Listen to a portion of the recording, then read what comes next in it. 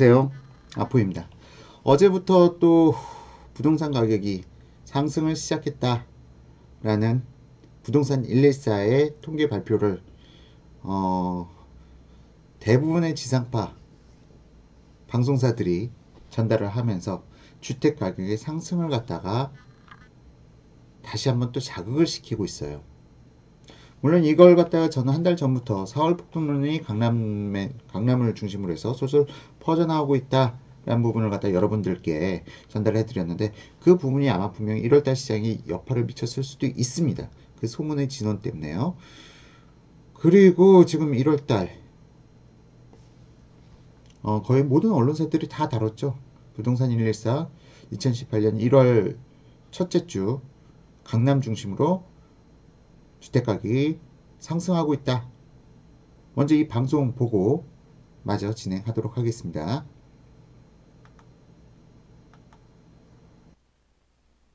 새해 첫 주에도 서울 아파트 값이 계속해서 큰 폭으로 상승했습니다. 부동산 114 조사에 따르면 이번 주 서울 아파트 값은 지난주 대비 0.33% 올라 파리 부동산 대책 이후 두 번째로 높은 상승률을 보였습니다. 서울 재건축 아파트는 이번 주 0.74% 올라 전주보다 상승폭이 확대됐지만 일반 아파트 값은 0.26%로 전주보다 오름폭이 둔화됐습니다. 이는 강남과 송파 등 재건축 개발 호재로 가격이 오른 것으로 압구정과 개포, 잠실 등 일부 지역은 전주 대비 1억 원 이상 매매가가 상승하기도 했습니다. 자, 지금 이 영상이 사실상 다시 한번 시장을 갖다가, 주택시장을 갖다가 자극시킬 여지가 상당히 높은 그런 보도자료입니다. 이 보도자료가 나가고 나서 주택시장이 다시 한번 좀 자극될 여지가 있으니까 정부에서 바로, 청와대에서 바로 오늘 다시 언론사들한테 약을 치기 시작합니다. 이 약이란 무엇이냐? 사실상 대부분의 국민들은 언론에 의해서 사육되고 있는 게 맞습니다. 언론을 통해서. 그렇기 때문에 정부와 언론 간에는 어느 정도 유착관계가 있을 수밖에 없어요. 어느 정도 유착관계가 있을 수밖에 없고, 언론사들의 보도자료들의 거의 한 50% 정도 이상은 정부나 정부 기관으로부터 나오는 자료들을 갖다 취합해서 보도하는 거예요. 그렇다 보니까 정부는 국민들을 갖다 사육하기가 상당히 좋죠. 그런 일환으로 또다시 정부가 1월 말부터 신DTI 적용한다. 그리고 또 4월 말부터는 다주택자 양도세 강화된다 하는 마취성 약을 갖다가 언론사들한테 뿌리기 시작합니다.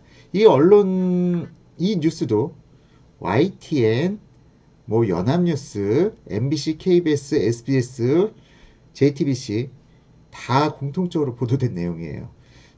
먼저 한번 방송 내용 보시죠. 이것도. 다주택자 돈줄을 묶어버리는 새 총 부채 상환 비율이 이르면 이달 31일부터 적용될 것으로 보입니다. 금융당국은 새 DTI 시행 시점을 1월 말로 잡고 금융위원회 의결과 규제개혁위원회 심사 등 행정 절차를 밟고 있습니다. 앞으로는 대출자의 상환 능력 평가 때 기존 주택 대출과 신규 주택 대출의 원리금을 함께 보는 만큼 이미 주택담보대출을 받은 사람이 새로 추가 대출을 받기는 사실상 불가능해집니다. 아울러 다주택자가 두 번째 주택대출을 받을 때부터는 만기가 최장 15년으로 제한돼 매월 상환 부담도 더 커집니다. 지금 이 뉴스, 저는 지금 이번에는 연합뉴스 TV를 갖다가 녹화해서 보여드리는데, 이거와 비슷한 골자의 뉴스가 지금 KBS, MBC, SBS, JTBC 다 나오고 있다는 얘기죠. 신기하지 않나요? 지금 이게 바로 정부에서 언론을 갖다 통제하고 있기 때문에 가능한 일이죠. 우리나라 언론은 정부의 통제를 당하고 있어요. 자, 그런데 여기서 생각해 봐야 될 것은, 지금 제가 말씀드리는 내용은 이미 알만한 사람들은 다 알아요. 언론이라는 것은 정부가 국민을 사육하기 위해서 사용하는 도구에 불과합니다. 하지만 꼭 그렇지 않은 경우도 있긴 하죠. 그 정부가 언론을 갖다 잘못 다루게 되면은 지난 박근혜 탄핵 시점 그런 일이 벌어지기도 하고요. 물론 그걸 말씀드리려는 건 아니고 어쨌건 지금 이 기사, 이 뉴스가 어떻게 하루 만에 이런 뉴스들이 전 방송국에서 나오고 있느냐? 바로 정부가 지금 부동산 시장을 두려워하고 있다는 걸 보여주는 반증이에요. 정부가 시장을 상당히 두려워하고 있다. 시장을 공포스러워하고 있다. 라는 반증입니다. 이것이. 기존 어떤 정부도 이렇게 뭐 부동산 폭등 상승한다라는 뉴스가 나오자마자 언론을 이용해 가지고 대중한테 공포 심리를 갖다가 심어주려고 했던 정부는 그렇게 많이 보지는 못했어요. 이번 정부는 특히 부동산 시장에 대해서 상당히 공포스러워합니다. 왜 공포스러워하는지 그 이유에 대해서는 지금부터 바로 시작하도록 하겠습니다.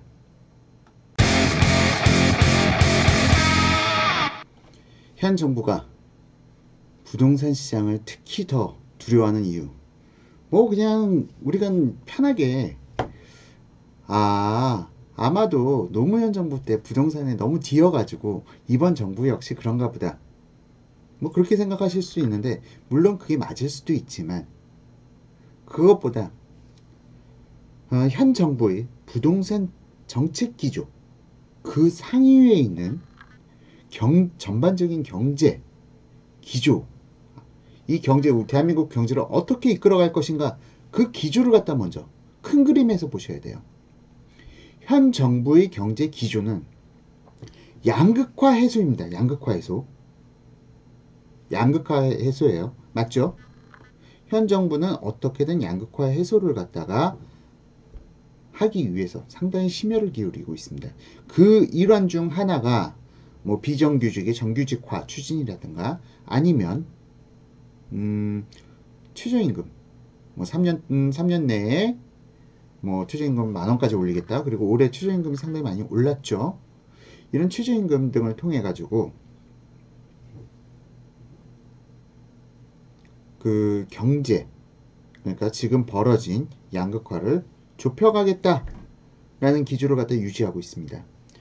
근데 사실 최저임금 상승 이런 부분에 대해서는 좀 생각해 볼 여지가 있어요. 이거는 사실상 그 이면에는 인플레이션을 이용하겠다는 겁니다. 인플레이션이 뭐죠? 화폐 가치의 하락을 갖다 얘기하죠. 화폐 가치가 그러니까 시중의 화폐량을 갖다가 풍부하게 해서 화폐 가치가 하락하고 물가가 상승하는 그것이 바로 인플레이션이죠. 하다못해 인플레이션 때문에 대중교통비 올리는 것도 상당히 정부에서 고민을 많이 해요. 대중교통비가 오르면 산업 전반적으로 다른 물가들도 같이 동반적으로 인상되니까 담배값도 마찬가지예요. 담배값이 인상되면은 다른 분야에서의 또 인플레이션을 유발시킵니다. 그러니까 어떤 산업 한 군데에서 인플레이션이 발생되면 이 산업으로 끝나는 것이 아니라 산업 전반적으로 영향을 끼쳐가죠. 그런데 그 중에서 인건비를 갖다 지금 건들고 있단 말이에요. 그리고 인건비 역시 어떤 특정 산업 한 군데가 아니고 전 산업 부분의 인건비를 갖다가 상승시키는 효과를 갖다가 가져오죠. 이거는 분명 인플레이션을 갖다가 일으켜서 빈부격차를 갖다가 해소시켜보자 라는 현 정부의 상당히 모험적인 혹은 도전적인 경제 정책입니다.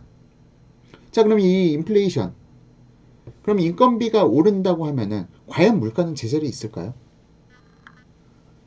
자, 인건비가 올랐어요.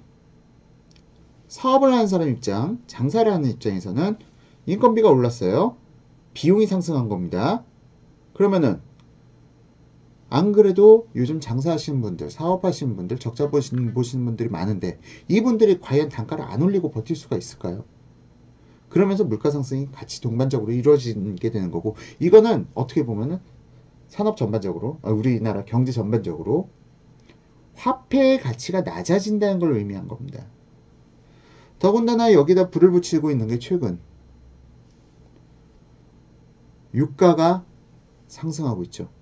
유가가 상승하는 거에 대해서는 뭐 길게 얘기하기는 좀 어려운데, 유가 상승 원인 미국에서 셰일 가스에 대해서 어느 정도 좀 약간 몸을 사리고 있다 보니까 이 시점에서 유가가 다시 한번 상승하는 곡선을 갖다 그려가게 되고, 이거는 분명 인플레이션을 유발하게 됩니다. 다만 이 인플레이션이 지금 잠깐 해칭되는 타이밍을 갖다가 거치고 있어요. 이 해칭되는 건 왜 해칭이 되느냐? 원화 가치가 너무 상승하고 있기 때문이죠. 원화 가치는 또 왜 상승하느냐?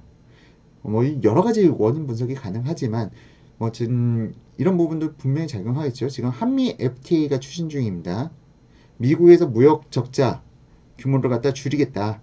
한국에 대해서 무역을 갖다가 제재하겠다라는 부분을 갖다가 얘기를 하고 있는데, 이런 상황 속에서 한국이 계속 무역 흑자를 높여봐요.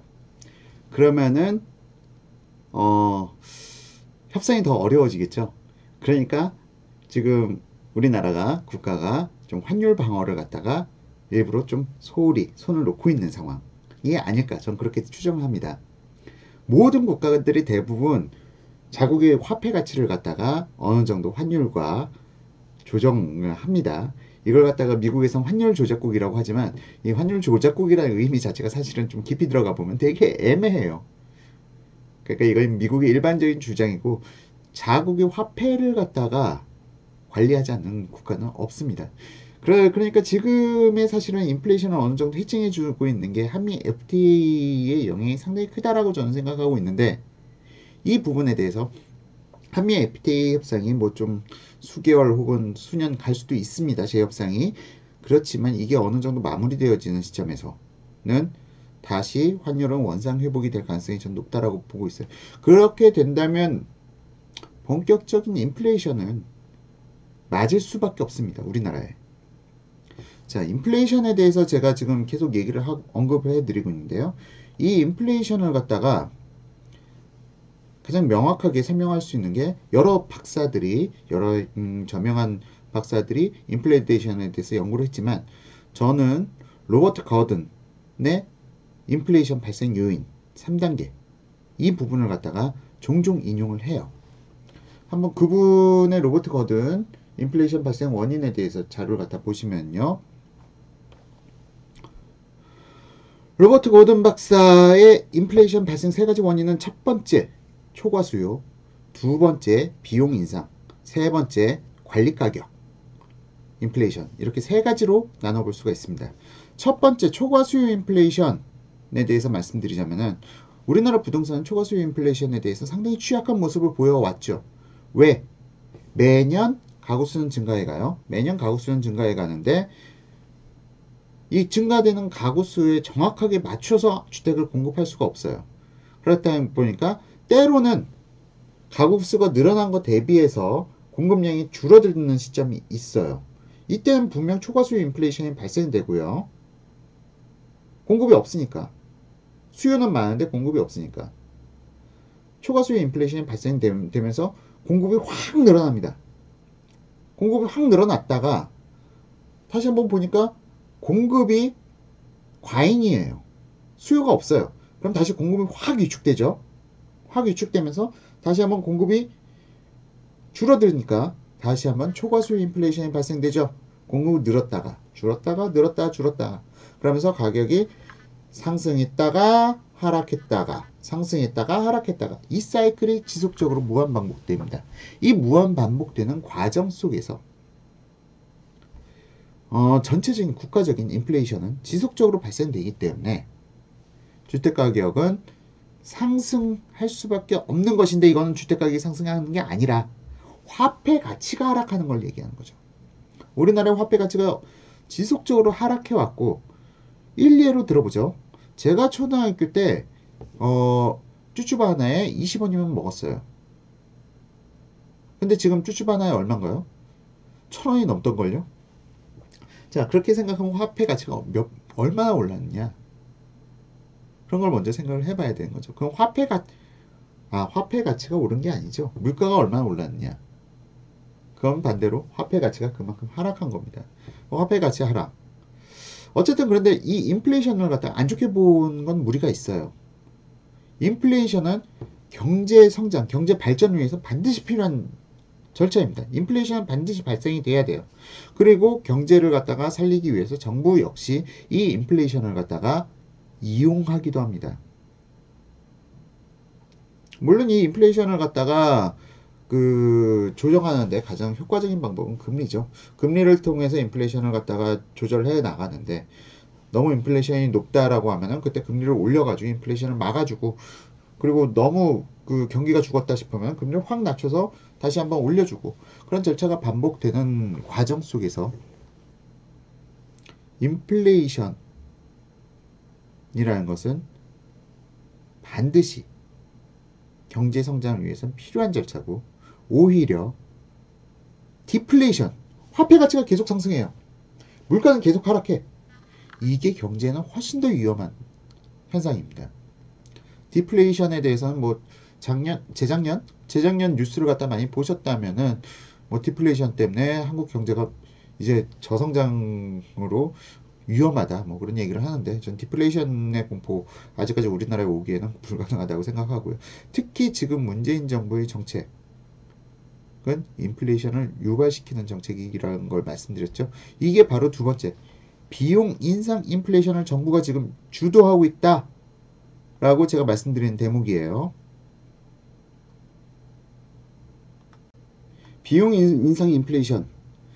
자, 보시면은 비용 인상. 기업에서 어떤 재화를 생산하는 데 있어서 비용이 늘어나게 되는 거. 그 비용은 뭐가 있을까요?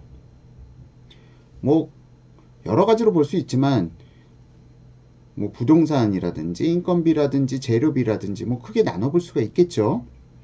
그 중에서 인건비를 갖다가 문재인 정부가 지금 상승을 시키고 있단 말이에요. 인건비를 상승시키는데 이게 특정 산업의 인건비만 상승시키는 게 아니라 산업 전반적으로 인건비를 갖다가 다 같이 상승시켜요. 그럼 비용 인상 인플레이션이 발생됐다면 물가가 얼마나 오를까요? 물가의 상승폭은 더 커질 수밖에 없습니다. 하다못해 이게 제조 공장에서 끝나는 게 아니란 말이죠. 제조 공장이 있으면 또 유통시설을 거쳐서 보관 창고가 있고, 보관 창고에 그 보관 창고로 이동하는 과정에 인건비가 발생되고, 또 보관 창고에서 또다시 보관하는 사람들의 인력이 필요하고, 여기서도 인건비가 발생되고, 이게 또 마트로 이동하죠. 마트로 이동한 사이에 또다시 한번 물류적인 유통적인 인건비가 발생되고, 거기서 또다시 최종 판매처 뭐 도매상이든 아니면은 소매상이든 간단 말이에요. 그 과정에서 사람 손이 얼마나 많이 타나요. 근데 이거의 전반적인 인건비, 최저임금을 갖다 올려버리면은 이 인건비가 물가에 그대로 고스란히 녹을 수밖에 없겠죠. 물가 상승이 발생될 수밖에 없는 겁니다. 그 물가 상승이라는 건 반대로 화폐의 가치가 하락하고 있다는 걸 얘기하는 거예요. 내가 지금 화폐를 갖다 들고 있으면은 나는 계속 경제적 손실을 당할 수밖에 없어요. 그러니까 이 인플레이션율이 상당히 높을 것으로 이미 경제에 대해서 기초적인 상식이 있는 사람들은 알고 있는 거죠. 그러니까 이 화폐를 어떻게든 없애야 돼요. 대한민국 화폐 가치를 못 믿겠는 거예요, 지금. 경제라는 거, 지금 제가 드리는 강의가 뭐 경제학과를 나오신 분들은 너무 쉬운 강의예요. 근데 경상 계열이 아닌 타 전공 분야의 분들은 이걸 모르세요. 지금 대한민국 화폐 가치는 상당히 위험합니다. 화폐를 들고 있으면 안 돼요. 그렇기 때문에 사람들이 비트코인으로 도망치고, 아니면 다른 재화, 화폐를 갖다 태워버릴 수 있는. 그렇다고 주식시장을 들어가요? 주식시장 지금 상당히 좀 무서운데요? 지금 주식시장 들어가기도 무섭고. 근데 화폐를 들고 있으면 내 자산 가치, 내가 노력해서 일군 재산의 가치 규모는 계속 줄어드는 거예요. 자, 그럼 여러분의 선택은 어떻게 하시겠습니까? 화폐를 태워버려야 돼. 다른 건 뭔가를 투자해야 돼. 화폐를 들고 있어봤자 얘는 금방 화폐 가치가 하락하는 게 정확하게 눈에 보여요. 앞으로 화폐 가치가 하락할 거야. 그래서 사람들이 부동산으로 더 몰릴 수밖에 없는 거예요, 지금. 뭐 부동산 가격 상승 원인 뭐 여러 가지 설명드렸는데, 이것도 그 중에 한 가지 요인에 불과합니다. 한 가지 요인에 불과해요. 지금 제 말이 야, 넌 너무 한 가지 면으로만 봐 라고 지금 이 방송을 보시면서 말씀하실 분들이 있는데 제 기존 방송들 쭉 보세요. 제 기존 방송들을 다 보시고 나면은 부동산 가격이 폭락할 가능성이란 건 거의 희박하다라는 쪽으로 해서 여러분들도 결론이 다다를 수밖에 없으실 거예요. 이 돈이란 거는 아는 만큼 벌 수가 있습니다. 모르면 당할 수밖에 없어요. 그리고 아포유는 이런 정보의 불균형을 갖다가 최소화시키자는 목적으로 지금 아포유 커뮤니티를 운영하고 있고 지금 유튜브에서 이 방송을 운영하고 있는 겁니다. 자, 어쨌든 지금 화폐의 가치는 앞으로 하락해 갈 것이다. 그럼 부동산이 상승하는 게 아니라 화폐 가치가 하락한다 라는 걸로 이해를 하신다면은 자, 지금 부동산 시장이 왜 이러는지 여러분들께서 예측이 가능하신 거죠. 비용 인상 인플레이션에 대해서 설명을 드렸는데 이 비용 인상 인플레이션이 발생되는 시점, 이게 진짜 우리 눈앞에 현실로 다가오는 시점은 아마 저는 올해 연말에서 내년 초부터 우리가 체감할 수 있을 정도 물가가 올랐다는 걸 갖다 느낄 수 있지 않을까. 물론 이걸 갖다 예측하기 위해서는 첫 번째 환율이라는 부분, 두 번째 그리고 유가라는 부분 동시에 같이 맞물려서 봐야 되는데 말씀드렸다시피 환율은 조만간 다시 원상 회복될 가능성이 높다고 저는 판단하고 있고요. 국제 유가 관련돼 가지고는 지금 미국의 셰일 가스 관련돼서 정책 기조에 따라서 좀 변동성이 큰 거지만 고정된 거 있죠.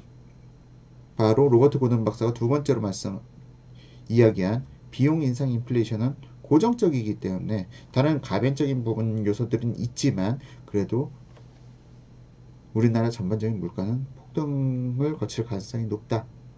반면 화폐 가치는 하락할 가능성이 더더욱 높다.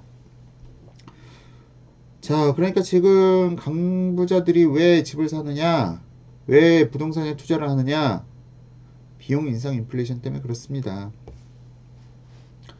그런데 이걸 갖다 욕할 수가 있을까요? 어쨌든 자, 이 과정에서 문재인 정부가 이걸 갖다 예측을 못할까요? 앞으로 물가가 상승할 거야, 물가가 폭등할 거야 라는 걸 갖다 문재인 정부가 예측을 못할까요? 문재인 정부의 김동연 경제부총리 상당히 똑똑하고 유능하신 분입니다. 예측은 어느 정도 하고 있어요. 자, 그러면은 인플레이션이 발생됐어요. 인건비가 이만큼 상승했어. 근데 부동산이 똑같이 상승해요.